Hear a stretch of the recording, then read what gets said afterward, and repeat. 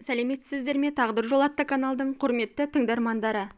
Өмірде болған шынайы оқиғалар мен әсерлі әңгімелерді тыңдағыларыңыз келсе, арнама жазыла кетіңіздер. Менің бір танысым бар. Таныс болғанда сол жақсы таныс. 3-4 жылда бір кездесіп тұрамыз.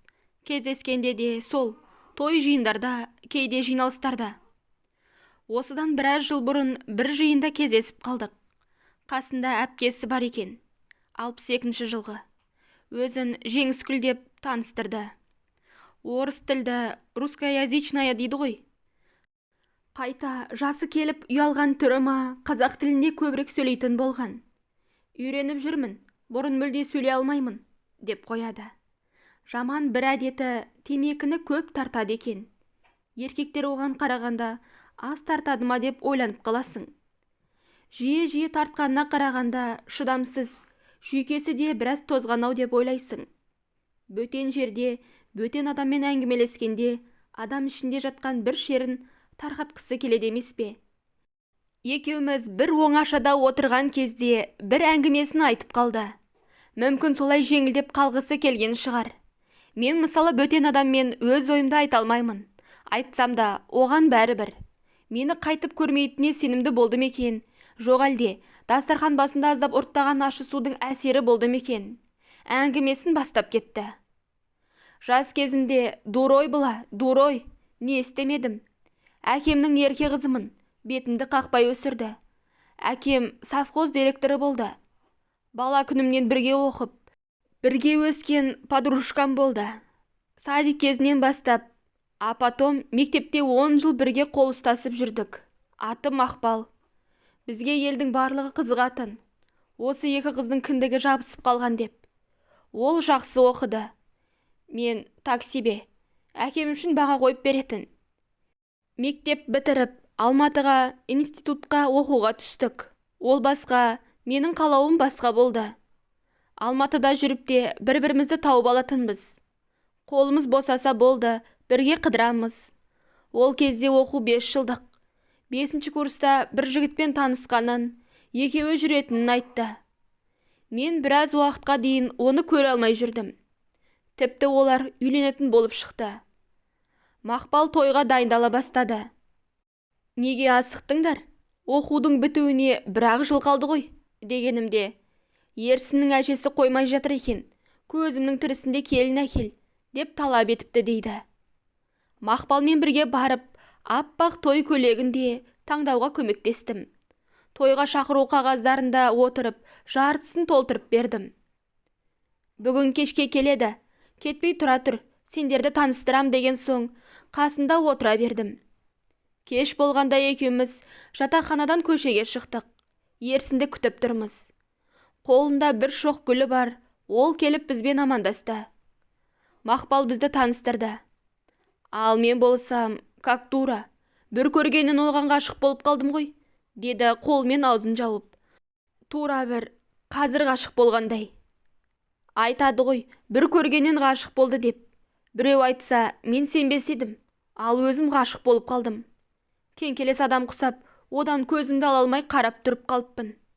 Оның күлген күлгісі, қоңыр дауысы, мағынасыз айтып жатқан әңгімелері менің есімді аударып жіберді.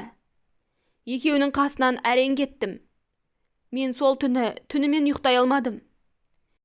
Енді себепсіз Мақпалға бара беретін болдым. Күн өткен сайын оны көрмесем, даусын естімесем тұра алмайтын дәрежеге жеттім. Енді маған бәрібір еді. Екеуін ажыратып аламын, той болмайды, Ерсін менікі болады деп өзіме ант бердім. Мақпал болса ештеңке сезбеді ме? Сезбеген сияқты. Тойдың шаруасымен қолы тимей жүрді ғой. Жақындаған кезде ауылға көп баратын болып кетті. Ол ауылға кетіп қалған күндердің бірінде өтірік бірдеңке құрастырып алып, Ерсінді қасыма шақырып алдым. Алғаш рет екеуміз киноға бардық. Білесің бе? Екеуін ажырату үшін барлығын істедім, деді. Менің сұраулы көзіммен барлығын түсінді ме? Деталдарын айтпай-ақ қояйын. Екеуін ажыратып тындым, деді өзіне қазірде риза болып тұрған адамдай темекісін құшырлана сорып. Той ертең болады деген күні ерсін Мақпалға үйленбейтінін, менімен бірге екенін айтып кетіп қалады. Сол кезде Мақпалдың түрін көрсең ғой. Тұрған орында қозғала алмай қатып қалды ғой. Айтқан кезде қасында болдыңыз ба? Иә, ерсіннің қасында тұрдым, айтқанын күтіп. Мақпалдың түрі болса, боп-боз болып кетті. Саусақтарын дірілдеп тұрғанын көрдім. Мақпалға жаныңыз ашымады ма? Жоқ, түк жаным ашмады. Мен сол кезде ликовала, маған бәрібір еді. Ерсін менікі.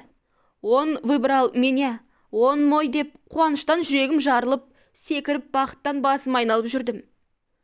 Мақпалға қайтадан кетіп қалады ма деп арасында аңдып, қызғанатынды да айтсаңшы.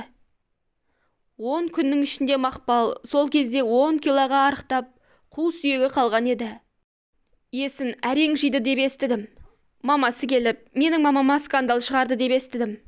Соның кесірінен біраз уақытқа дейін қорқып ауылға бармай жүрдім. Ерсін екеулеріңіз қосылдыңыздар ма? Жоқ, қосылмадық. 8 айдан кейін мені тастап кетті. Институт бітіріп, диплом алған соң ауылына тайып тұрды. Ал Мақпал ше? Мақпал кешірді ме? Кешірмеді. Ерсін мені тастап кеткеннен кейін біраз уақыт өткен кез Мақпалды кездестіріп кешірім сұрадым. Ой, жолыңмен жүр, маған жолама деді, зілді даусымен. Қайтып алдына бармадым. Ал одан кейін тұрмысқа шықтыңыз ба? Тұрмысқа шықтым. 3 жылдан соң Қайратқа тұрмысқа шықтым. Қайрат өз артынан қалмады. Мен оған құлай ғашық болмадым. Тұрмыс құру керек деген соң шыға салдым. Ал ол оқыған, бар жерден болып шықты. Тойдың үстінде прям бізге ата-анасы квартираның кілтін берді. Так что мен ата-анаммен бірге тұрған жоқпын. Бірден бөлек шықтық. Мен оған бір қыз туып бердім. Өзімді бақыттымын деп санайтынмын. Қолымда диплом, жақсы жұмысым, өз үйім бар. Жолдасының да табысы жақсы. Балалар өсіп жатыр. Осыдан басқа не керек? Мен бақыттымын деп жүретінмін. Араға бір 5-6 жыл салып, Қайраттың өзгере бастағанын байқадым. Бірақ сондай қатты соққы аламын деп ойлаған жоқпын. Бір күні жұмыстан келсем, дайын отыр екен. Чемоданын жинап, шыға беріске әкеліп қойған екен. Маған жаймен ғана: мен сенімен өмір сүруден шаршадым, ажырасамын деді. Кімге кетіп бара жатқанды айтты ғой. Кімге кетті? Менің туған сіңліме, сенесің бе? Деді даусы шәңкілдеп шығып. Өкініші әлі де сөне қоймаған сияқты. Жалма-жан темекісін қайта тұтада бастады. Мен тұрған орында қатып қалдым. Аузынан бір сөз шығара алмадым. Көз алдыма бірден Мақпал келді. Оның боп-боз түрі, дірілдеген саусақтары. Менің жағдайым одан да жаман болған шығар. Жизнь бумеранг дейді ғой. Айналып өзіме қайтып келгенін қарамайсың ба? Жоқ, мен түсінемін. Егер байыңды танымайтын біреу алып кетсе, соншалықты қиын болмас па еді? Ал мынау менің туған сестренкам ғой. Менен 5 жас кіші. Өзім бағып, өзім өсірген. Мен оны жақсы көрдім ғой. Артыма қанжар сұғылғандай болды. Сөйтіп, сіңліме кетіп қалды. Қазір бірге тұрып жатыр ма? Иә, тұрып жатыр. Қыз туып берді.